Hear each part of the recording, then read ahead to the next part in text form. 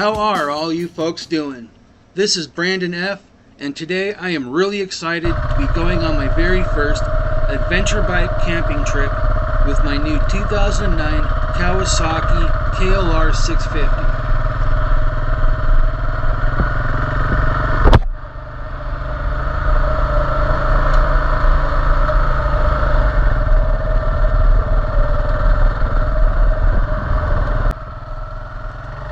She's cheap, reliable, available, and if she had daddy issues, I'd probably be sleeping with it.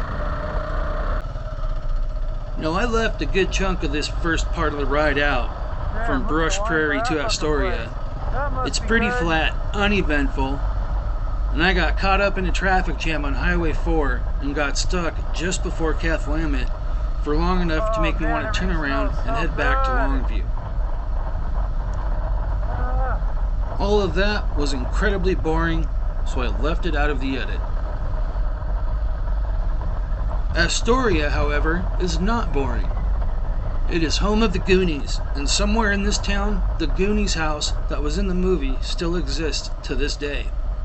I am guilty of not hanging out and sticking around in town and checking things out when I have the time to, because I always seem to be in a hurry to get over the bridge in town into Washington and to get going up 101. So don't make that mistake.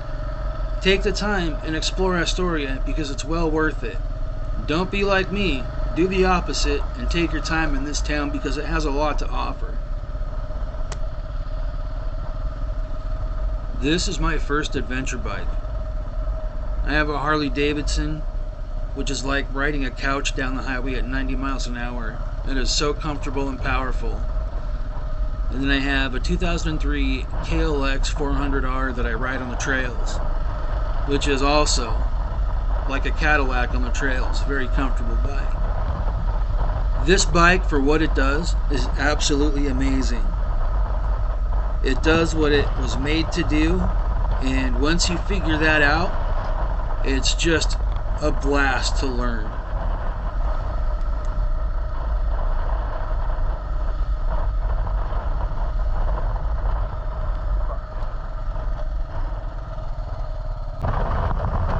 This here is 101 North, just over the Astoria Bridge, which I forgot to record, by the way. It is a really beautiful part of the journey. To the left you have the Pacific Ocean with its beautiful big blue expanse that goes on forever, and to the right you have the inline coastal forests of Washington State.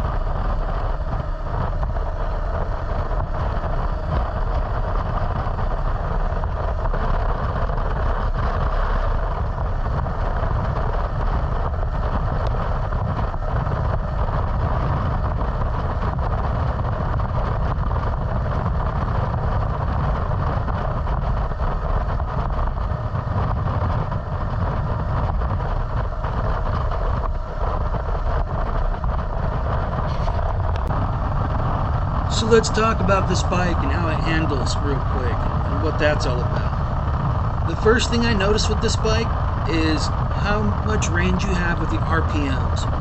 It redlines around 8K and around 5,000 to 5,500 RPM. It really feels like you're winding out the bike. When I'm riding it, I very rarely go over 5,000 RPM in between gears. That being said, I'm sure it would have no problem reaching the upper echelon of those RPMs, but there's just no need for it. Whether you're trying to engine brake, which this bike does really well, or you're trying to accelerate, which it also does well, it might just take a little longer to get there, depending on how big of a rider you are, which I'm a fairly big rider, and I have a pretty big loadout, which will make a difference there. This bike corners really well. It really feels like it sticks to the highway. And when I go off-road with this thing, I can get it to about 35 to 40 miles an hour and go right from a paved road onto a choppy logging road without any problem whatsoever. The back tire doesn't wash out, it doesn't kick out, it doesn't get the death wobbles on you. It's a really beautiful bike for off-road. And going from paved to unpaved and back onto paved, not a problem even at high speeds for this bike. So you can really grab those RPMs and you can go uphill, downhill, whatever you want to do. This bike really handles it. It is very tough and has been an absolute blast to ride. I paid $3,500 for this bike. It has a lot of aftermarket features on there, and I feel like I got a really good deal since I also paid $3,500 for my 2003 KLX400R. It does have electric start, and I absolutely love that bike as well. It is also a Kawasaki, and right now I'm Team Green. But that KLX is a badass for the trails. It's like a Cadillac. Some more beautiful views here. This is Highway 4 going up towards, let's see, South Bend and Raymond. All of this highway is beautiful. You gotta watch out for deer and keep an eye out around these corners for people. But the ride is absolutely gorgeous.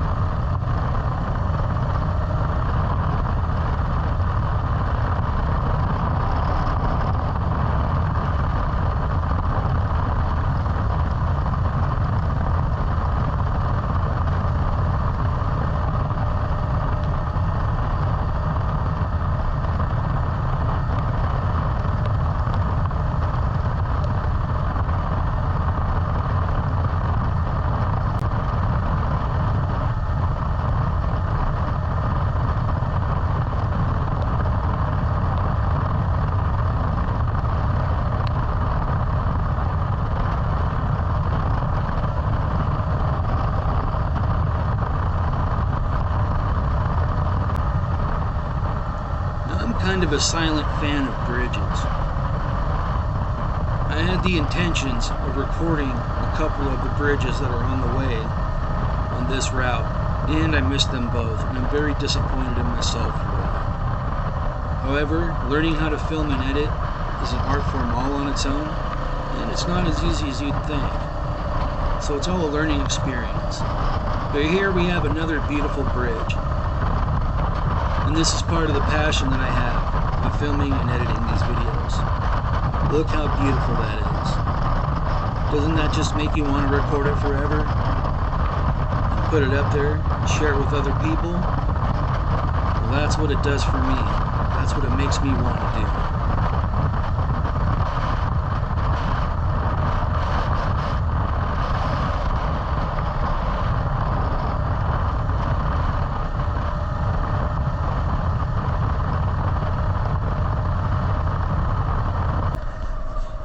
One of my hobbies is target shooting.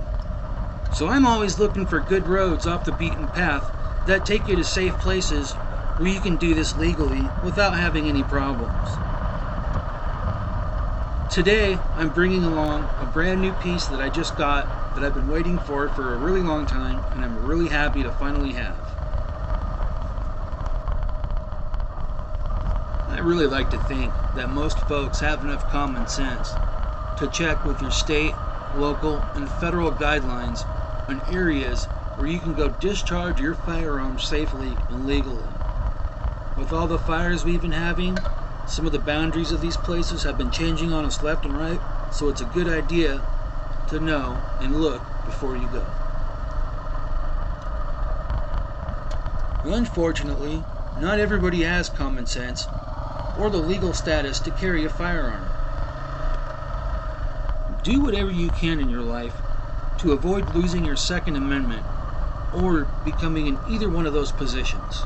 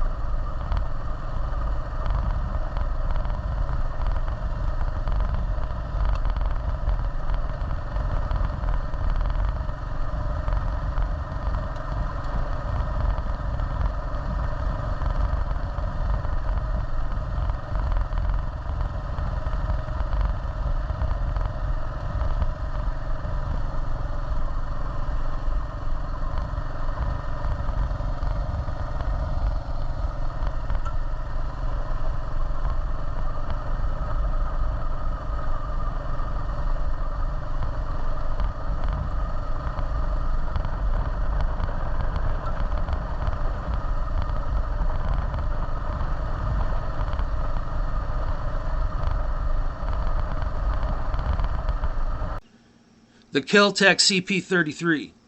Look, I want to do you a favor and let you know that if you're afraid to buy this because you think the magazines are problematic, don't go that route. Pick this sucker up and just spend some time breaking in those mags, because once you do, they are very reliable and the problematic nature is taken care of every no jams. time. No stinky. Rough and tough, Westport, Washington. I got a lot of memories of this place.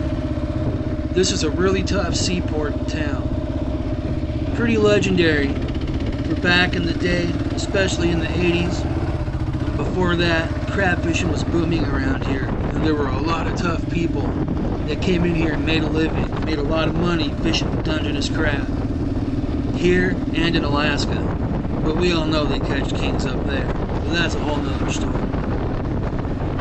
I used to come down here when I was 12 years old and wash the charter boats on the other end of the dock.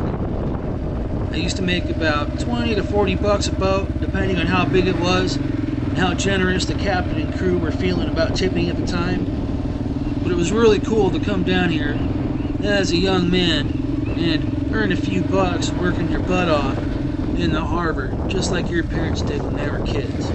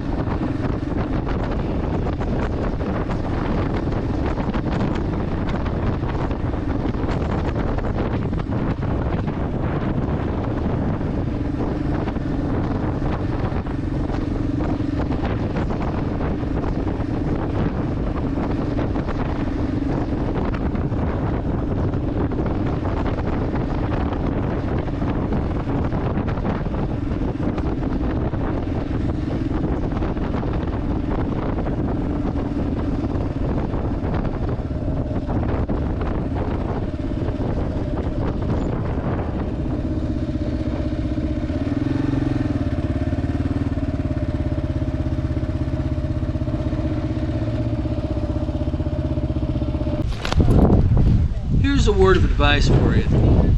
If you ever visit Westport and you see a pretty girl sitting alone by herself somewhere, looking all sad, like she wants you to come over and talk to her, don't.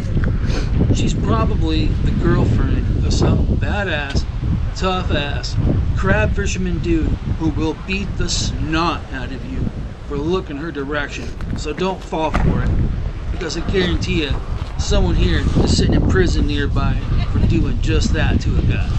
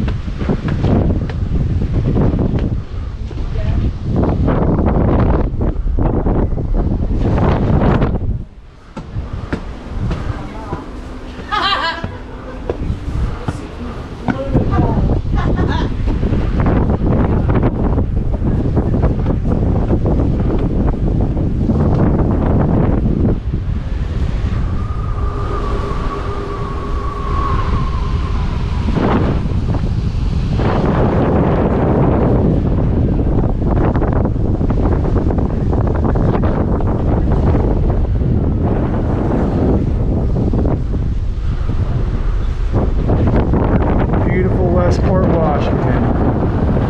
Lots of good memories here as a kid.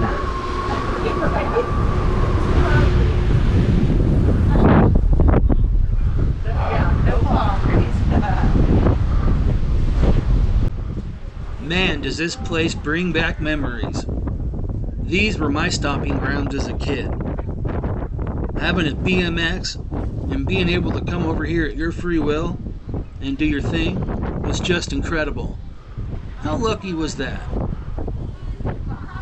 This must have been in 1993 when I was working on the boats down here and washing them, and I remember having a cassette player, a portable cassette player Across the bay, that you had to buy batteries that's where for. my dad lives. And not only that, but you had to buy the cassette, which is probably half as much as you'd pay for the cassette player, and it had maybe 8 songs on it, 4 on one side and maybe 4 or 5 on another side, and you had to listen to it straight through or waste your batteries fast forward or rewinding to play that one favorite song of yours over and over and over again.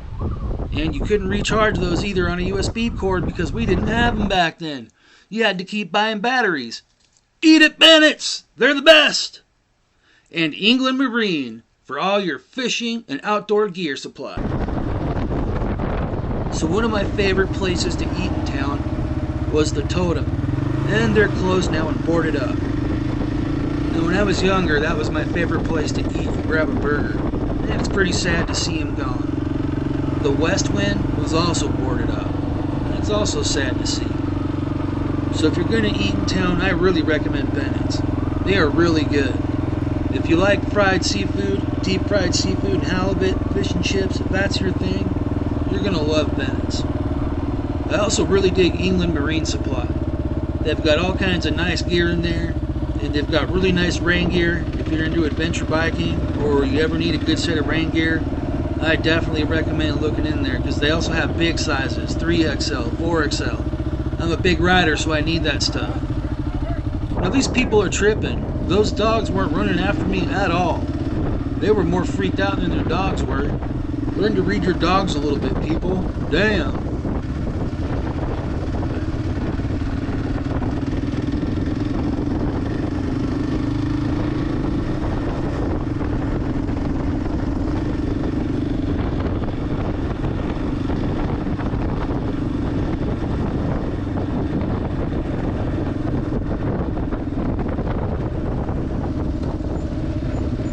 One of my mistakes on this trip was to leave my rain gear at home. Now I'm an experienced rider and I know better than to leave my rain gear at home, especially if you plan on riding the coastal routes.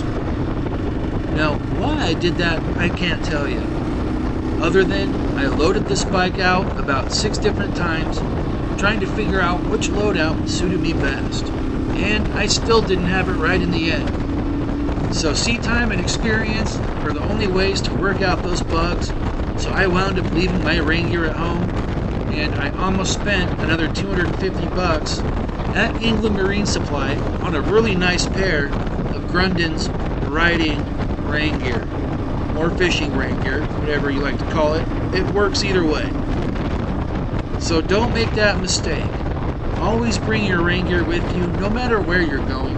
Keep it in your saddlebags, and keep it rolled up tight if you must to save the space, but always take it with you.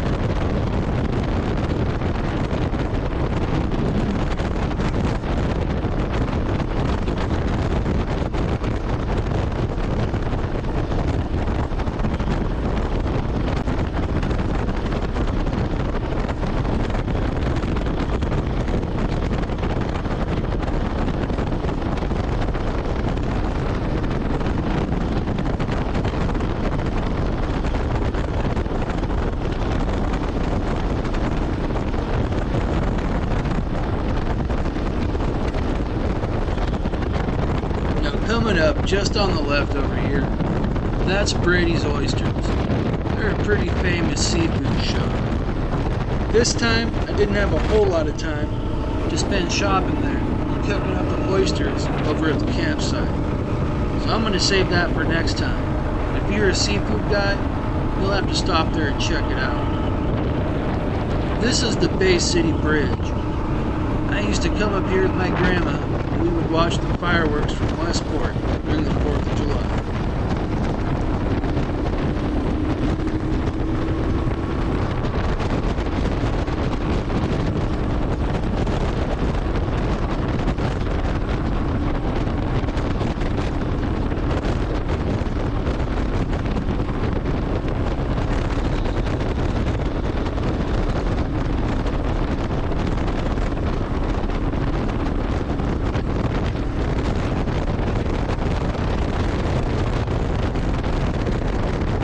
And over here on the right, we got Bay City Sausage. In the next clip, I'm going to talk about that a little bit, because they really were the best sausages.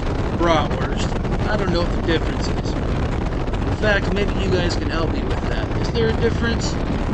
Is there not a difference? Either way, Bay City Sausage, there they are. Best damn bratwurst I ever had. And there they are, frying up on the fire, slow cooked to perfection. No splits. Here we are at my little campsite. Pretty sweet. I got the teepee tent there from Walmart and don't regret it. She's a bit big to haul around, but look at that. Very cozy with lots of room. You can sit a chair in there with your buddy and play cards. There's beauty here in every direction. Lots of scenery if that's your thing.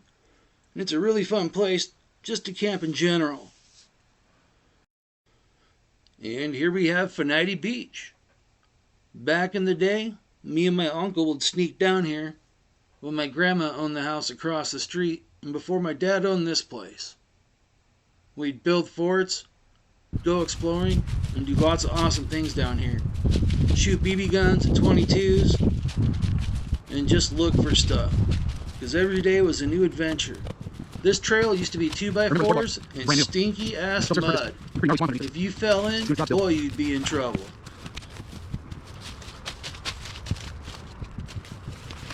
Just like that. We're back at the house.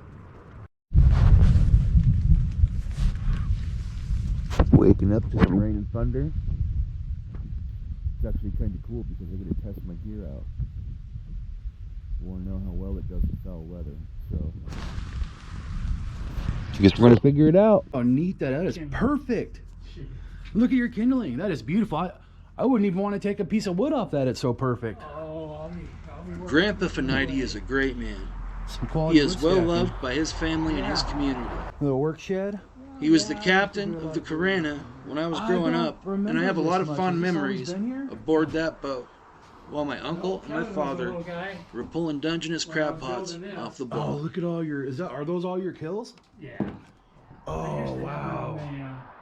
Used to have them on the walls, and nowadays they're not appreciated. This is an antique crab pot, Oh, wow. copper wire and single trigger deal. How heavy is it? Well, it's lost all of its weight. You can see. They look really thick and heavy. I bet those were fun to stack. I never did work with the copper net pots. That's before mine. You have all the dirt groomed in here? Wow. I've never seen that. That must have been growing out of that for as long as I've been alive, huh? Oh, this cedar was alive. We had it cut down. Wow. Off the log truck. When was that? Long time ago. And that. And sometimes you That's just my need an GoPro. extra body around Yeah. for that little bit of motivation guys you need think, to get huh? things done around the house. I was more than happy to help my parents take all the old furniture out of their living room, take it down to storage, and set up the new stuff in their living room. On my way home, it was pretty uneventful. This is Aberdeen right here. And I just kind of shoot over from Aberdeen down to Highway 12 and over to I-5, and I take exit 88, take 5 south all the way back down to Battleground, and then I'm pretty much home. So there's not too much to tell on this tale, but I do have a couple more scenes ahead of this one. This is just Aberdeen, where traffic is getting really bad these days. You think you can get away from it, but it doesn't matter where you go, you're going to get involved with traffic.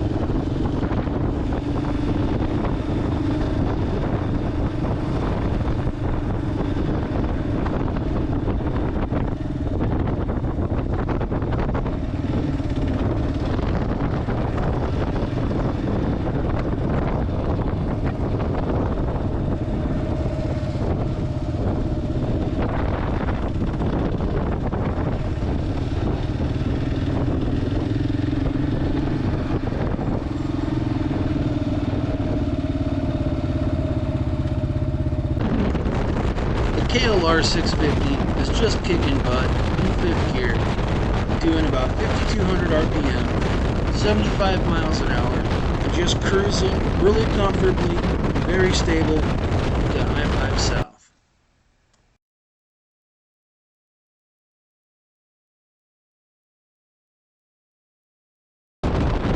So far, this bike has been an absolute blast to ride, and even when you have to hammer down and hit the gas and get home, it does that alright too. Overall, I'm very happy with this purchase. I look forward to a bright future of riding adventure bikes and camping out.